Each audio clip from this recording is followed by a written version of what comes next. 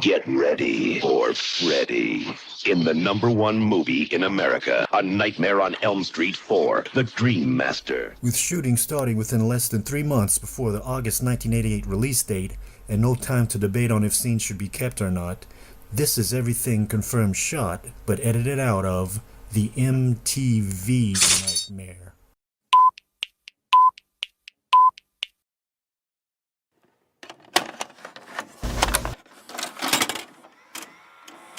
And you can catch a full hour of Freddy later tonight on MTV on the Freddy Krueger Video Hour. During Freddy's resurrection in the junkyard, there are 2 notable deleted segments. One is right before Freddy flicks his blades in the air, where he swipes up out of the grave, grabbing for Kincaid. Freddy's finger blades are filmed coming out of Kincaid's back with blood squirting out of the holes in his back. But this was one of the over-the-top moments meant to raise the ire of the MPAA so the rest of the film could pass with an R rating with no problems. It wasn't meant to ever actually be in the film. In an alternate take of Joey's death scene, the fantasy girl, portrayed by Hope Marie Carlton, is seen wearing a bikini top. This version includes an additional shot of Freddy, played by stuntman Rick Barker, visible inside the waterbed moments before he busts out. Notably, Freddy delivers an additional line just before striking the fatal blow.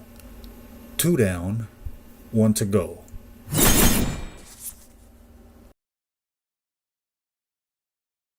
This sequence was planned since pre-production had started. It took an entire day to shoot and 3 weeks to get ready. Kristen is in her room, looking out her window, and hears a screeching in the distance and goes to the porch of her house. She hears a noise as she steps out onto the porch, and the camera rises up above until it's looking straight down at her. Looking out, like she would be looking across the street, she turns around as the camera slams down, revealing that Kristen's house is now gone, and the nightmare house has now appeared behind her. She turns back towards the camera and starts to run, the camera leading her as she runs up into one of the Elm Street house hallways. Suddenly, the Elm Street house's front door slams shut as she's trapped there. Then, Freddy arms, claw and all, starts busting through the walls of the hallway, causing Kristen to run to the end of the hall, leading directly to Freddy. Knew you'd be back. And then there were none. Elm Street's last brat, Freddy says. Freddy charges towards Kristen. He's almost on top of her as an outstretched arm bursts into flame. Then we smash cut to Kristen waking up in her room as her cigarette started a small fire in her wastebasket, and she uses her soda to put it out. She nurses a small burn on her arm. This was all done practically, in real time, 1 single shot. On this house rig was the exterior of the house. It was actually split in the middle so that she walks out the front door and the 2 halves of the house are drawn away to the side, far enough to be off camera, so that when the camera slams down in front of her, looking behind her, we see the Elm Street house, fully dressed. 3 weeks after this was shot, an editor of the film goes to production designer Mick Strawn's office and drops a piece of film on his desk. It's this scene. Says it had to be cut to get to Alice as the heroine quicker.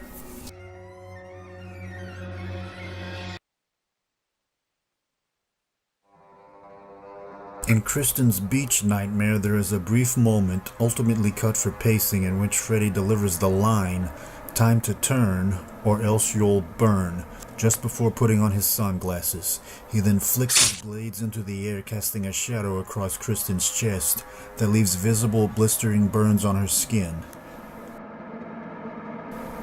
An additional portion of this scene was reportedly designed to misdirect the MPAA in hopes of securing an R rating, including graphic imagery of flesh peeling from her chest.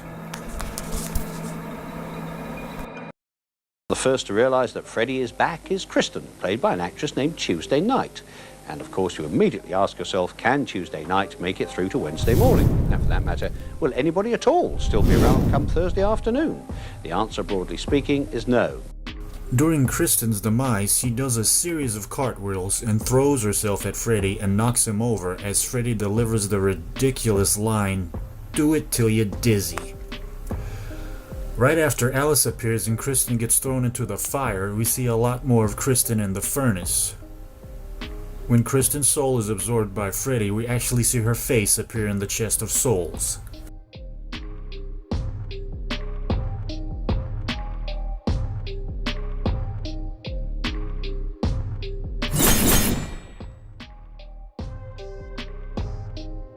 This is the age of the anti-hero. I mean, like, all these kids are going to grow up not really having a major hero or a folk hero or, cult hero, except for, like, totally made-up characters like Freddy Krueger, that represent some form of radical darkness. This would be placed right after Sheila's death. Alice is in her room fiddling with Sheila's zapper, and she hears a noise downstairs and goes to the kitchen and flicks the light on. It's her dad. But we can't see his face as he's blocked by the refrigerator door. The door closes, revealing her dad wearing Freddy's sweater and holding a martini glass. "Where's dinner?" As he spits up blood and it lands all over her. She screams. She wakes up and Rick comes running in. He tries to console her, asking, "Doesn't the Dream Master work anymore?" And she replies that she can't find him.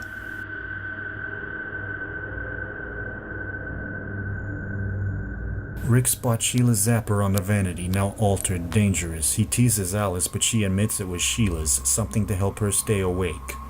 Rick warns it could backfire. She hangs it by the mirror, tension thick between them. Neither has slept much since Kristen's death. Alice confesses Kristen passed her ability to pull others into her dreams, but she doesn't know how to use it. Terrified, she vows not to sleep. Rick urges they'll stay awake together. An alternate version of the kitchen scene was also shot, where we see Alice's dad's head get rammed through a wall. But none of this explains the most unpleasant aspect of the series, namely that a child killer has become a kind of grisly cult figure. That too strikes me as a reflection both on our society and the film industry. During Freddy's death, when he is getting ripped apart by the souls of past victims, we actually see at one point a child's face emerging at the side of Freddy's head.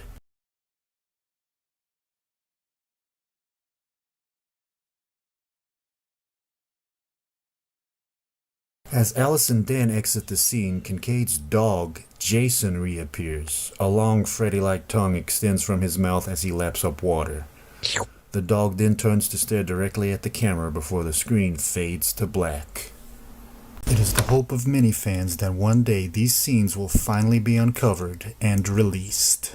Essentially, the Nightmare series, like the Halloween series and the Friday the 13th series, are merely junk movies. The packaging is bright and gaudy, but the contents offer nothing for the mind and still less for the spirit. The diet of such films, like a diet of hamburgers, could seriously damage your health.